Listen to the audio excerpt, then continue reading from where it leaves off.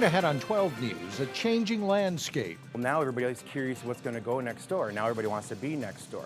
How a development hotspot is attracting new Brooklyn Park businesses. Then something else that should attract business, a warm-up. But first, a Minnesota Supreme Court ruling that some attorneys argue sets a dangerous legal precedent. 12 News starts right now. The Minnesota Supreme Court rules a Hennepin County Sheriff's deputy cannot be held liable for a crash that severely injured the car's driver. The accident happened Christmas Day of 2009. Deputy Jason Majeski was responding to a call in Brooklyn Park when he ran the red light at 93rd Avenue and West Broadway. Reporter Cassie Bonstrom has more.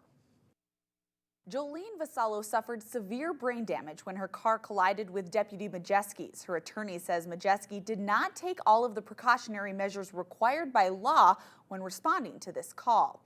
Attorney Doug Schmidt says Deputy Majeski was driving too fast through the intersection when he hit and severely injured Vassallo. He says evidence shows the deputy was driving 54 miles per hour in a 50-mile zone. The statute says you have to slow down and proceed cautiously. And it was uncontroverted that he was not slowing down. He was actually speeding up.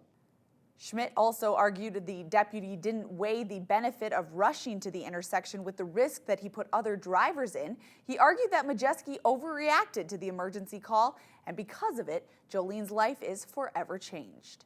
It's ruined her life. She'll be under care for the rest of her life. She'll never work again. She's devastated. The state Supreme Court ruled 4-3 that an officer can use his or her discretion about the appropriate speed when approaching intersections. Dan Rogan with the county attorney's office was pleased with the court's decision, saying immunity protects the officers who need to make, quote, split-second decisions when responding to emergencies. Mike and Alex. All right, thank you, Cassie.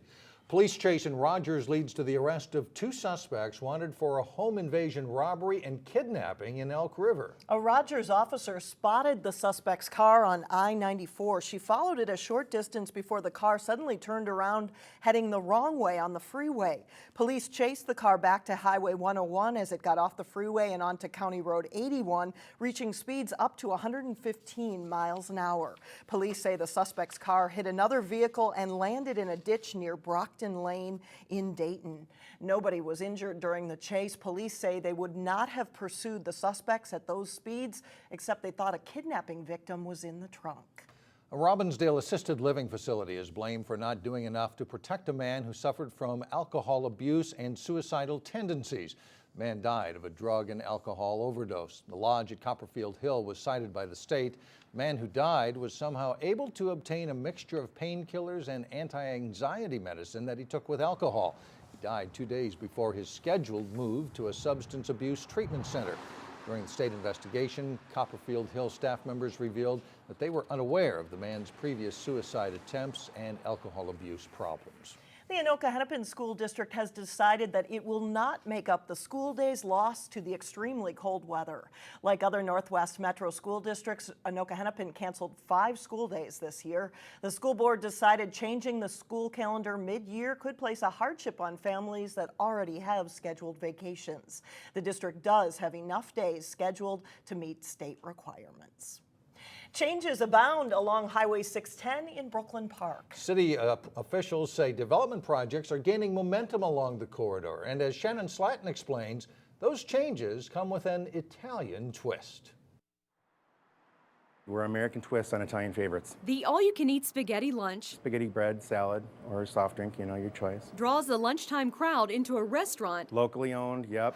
That the owner calls All Brooklyn Park. I'm here, both my daughters are here, my wife works here, my mom makes the desserts. All Brooklyn Park and people, actually. Jim Stone has operated Sweet Taste of Italy for 11 years, just off 610. Every year's been better than the last. So every time there's growth here as well. Some of his growth he can trace right back to the bullseye up the road. Target has a lot of people that have been there 20, 25 years, and so we do a lot of events for their retirement parties and such. In fact, he does more than $10,000 in catering every year to Target, plus business he gets from walk-in customers. He expects more business as more companies establish a foothold on 610. Now everybody's curious what's going to go next door. Now everybody wants to be next door. You know, they're not there yet, but now there's a draw. The city says that idea is true on their end too. As more businesses come in, more development is bound to follow. There's been a lot of momentum along 610, I think really added to with the announcement of the construction of the completion out to 94, which will start this summer.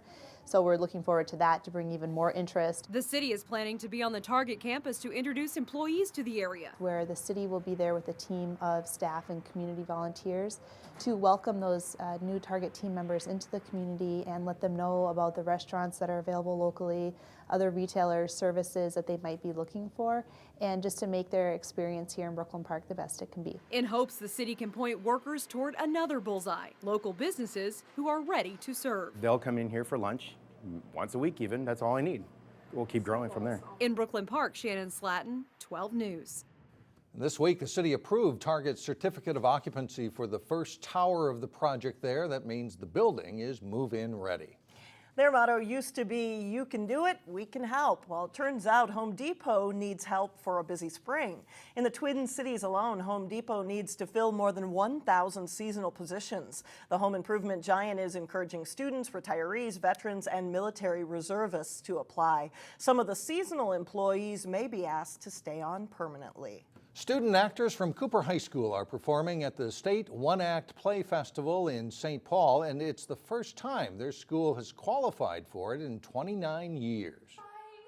Doesn't matter how close I am to you, I still can't see enough of you. Oh, that's what I think too, but I don't know how we can. This is a rehearsal of the play called Law Dispute, a comedy about a love triangle and the battle of the sexes. It's one of 16 one-act plays on the stage at St. Catherine's in St. Paul. Getting here is a big deal for the 15 actors from Cooper. Well, it's definitely the biggest sort of audience and stage that the kids have performed on before, and I think this is just a great testament to their work, and it's just a great celebration of the hard work they've put in this season. The State High School League says it is not a competition, but the one-act plays are judged and critiqued after each performance. The festival wraps up on Friday. The approaching warm-up has many people anxious now to get outside. Up next, see how the warm-up also has some businesses hopeful sales will pick up. Then later in sports, section semifinal action in girls hockey, including Wayzata taking on Hopkins. But first is Friday, winter's last gasp. The extended forecast calls for a string of 30s next week.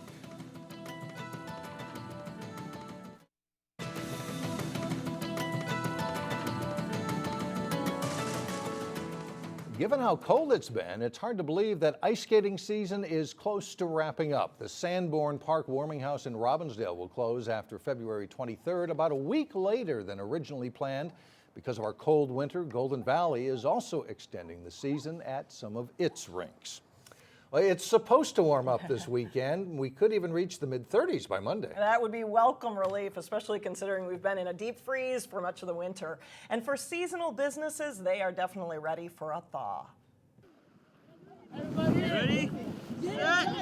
So when is the weather right to go tubing? Let's start with double-digit temperatures above zero. There's not quite the crowds that we've had, simply because it's that cold. Some winters, there are days when all 12 tubing lanes at Elm Creek Park Reserve are packed with a capacity crowd of 600 people.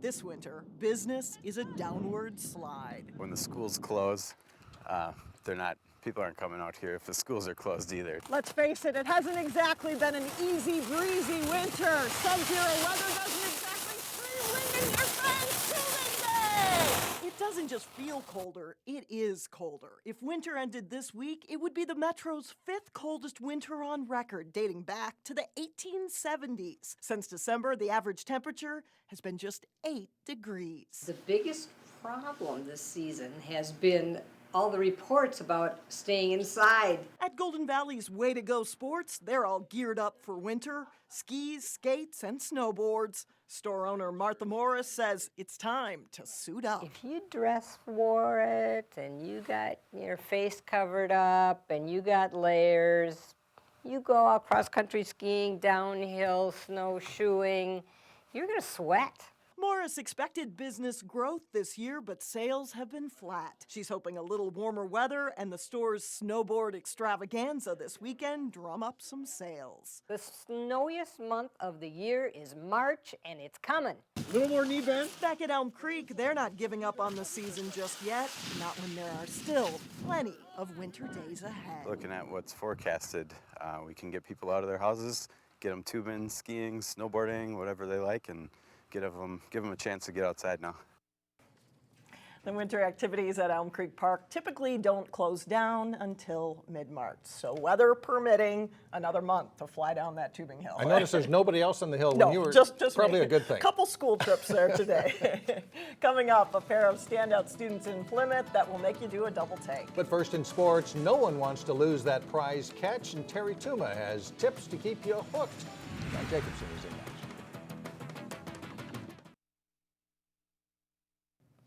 Wednesday night marked the third time Hopkins and Wayzata met in girls hockey this season. Each team had won once, and the winner this time around would move into the Section 6AA final. Coach Becky Wacker and the Trojans looking to start fast, and they do. Sophia Shaver to Paige Sorensen alone in front for the goal. Wayzata leads 6 minutes and 38 seconds into the game. Later in the first period, Meg Ranson picks up the loose puck and slips it past goalie Aaron O'Neill. Wayzata leads 2-0 after one. Second period, and the Royals get on the board.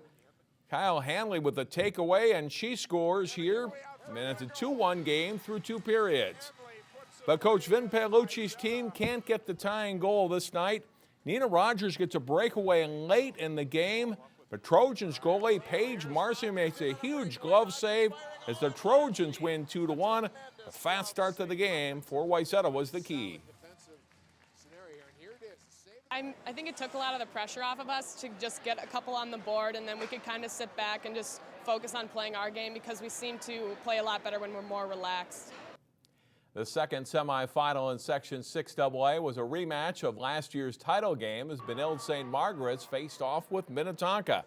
No score in the second period when Benilde's Caitlin Riley gets the pass, goes in alone to score before disappearing behind the fans. It's 1-0 Red Knights after 2. Third period, Kelly Panic with the shot from the blue line that finds the back of the Tonka net. It's 2-0 Benilde. Then the Skippers get a goal of their own. Riley McDonald snipes a shot home, and it's 2-1 with 13 minutes to play. Nice play for Benilde here. Brittany Wheeler to Panic out front to Riley for the one-timer, and the Red Knights are up 3-1. Tonka's not done yet, though. Sydney Baldwin's shot is tipped in by Presley Norby a minute later to make it 3-2. But the Skippers never can tie it, and the Red Knights hold off Minnetonka to win it by a score of 4-2. So the Red Knights and Trojans play for a spot in the state girls hockey tournament Friday evening at 6 at Ritter Arena in Minneapolis. The teams tied 3-3 back in November. After an 0-2 start, the Maple Grove Adapted CI Division floor hockey team was shooting for a 4th straight win Wednesday. Highlights from their game against the St. Cloud Slapshots. First period, the Crimson's Alex Kreidler snaps a shot off that trickles past the St. Cloud goalie and in. That makes it 2-0. Later in the first, Kreidler again, this time taking it off the wall, turning and scoring. The Crimson are up 3-1 after one. Second period, and the pass comes to Kreidler, winds up, fires in a long shot for his 3rd straight goal, and it's 4-1 Maple Grove. Good passing in the play coming up here by the Crimson. Marcus Bazile passing to Kreidler, and another goal makes it 5-1. And he'll pick up an assist. He'll set up Bazile for a one-timer goal, and it's 7-1 after 2. St. Cloud does make it interesting in the third, scoring 5 goals, but Maple Grove hangs on to win 7-6. Losing a good bite out on the ice isn't much fun for anglers. Terry Tuma has some ideas for keeping crappies hooked in this week's Channel 12 ice fishing tip. So often we're missing crappies, so we blame that, or the crappies just biting light and so forth. That's not the case under most conditions. There are several factors. One, are you using the proper size hook? Maybe the hook is too small. Is the bait too large? Is it filling up the hook gap? If it is, and you need to use that larger bait, the other choice is drop down to a pin minnow. But if you do have to open up the gap, just take a pair of pliers like I have here and just open it up somewhat. Do not open it up a a lot, but just experiment with how much of a hook gap. And the other is the type of rod that you're using, making sure that you got a soft tip rod. That's going to help absorb some of that extra shock. And then finally, too, is setting the hook. Don't be afraid to set the hook firmly. Yes, I know we hear these comments about, well, the crappie's mouth is paper thin, you're going to pull that hook right out or that jig right out. That's not the case. Just set the hook firmly, and here you're going to have to do some experimentation. Are you setting it too quickly or not quick enough? That's going to be strictly experimentation, depending on how aggressive that bite is. Practice these, and you are going to land those crappies through that ice hole. Be sure to tune in next week for another tip. Thanks, Terry, and that's it for sports today. Thanks, John. We'll be right back. They're twins making terrific marks in school and on the athletic field. Sonia Goins as this week's standout students. Are we going to the basketball game on Friday? It's hard to tell the difference between Trey and Trent Weibusch. I mean, we spend all our time together, basically. We're never really separated. He's, you know, a piece of me, essentially. Trent is older by 19 minutes. So you're the big brother? Yeah, I'm big brother. People can tell us apart once they get to know us. I mean, we're very similar and we're identical, but we have distinct personality traits that, you know, define us as who we are. Their interests are not in personal gain like someone who owns a business. They both share a love for learning. Trey and Trent have a 4.0 grade point average, which teachers say is almost unheard of at Providence Academy. It's definitely satisfying that, you know, hard work has paid off in the end. Trent likes math, and Trey has a passion for history. So we send a lot of battleships over to Britain. The two spend most of the school day together. They share 5 classes. The teachers put us as far away as possible, typically, on opposite sides of the room, so that it's easier for them to tell us apart. We help each other with things that you might struggle with. The brothers are a powerful combination of brain and brawn. Both are on the football team. I play defensive tackle and left guard. I play fullback and then linebacker. They also participate in track and field. I throw shot put and discus. It's more competitive, I think, athletically. They say balancing academics and athletics is hard, but they are motivated to succeed. Just to be the best version of myself that I can, you know, just work hard. I think I'm a perfectionist. I struggle with that. That'd be cool if Brett came down and stayed with us. The two have faced obstacles. My mom passed away with breast cancer about 5 years ago, but she did an amazing job on raising us to persevere through anything. But they turn those obstacles into opportunity by trying to be the very best they can be. It helps to see the importance of every single day. You know, my mom said, you know, live each day like it's your last. They hope to attend the same college together and play football. That's it for now. Thanks for joining us, everyone. We'll see you back here tomorrow.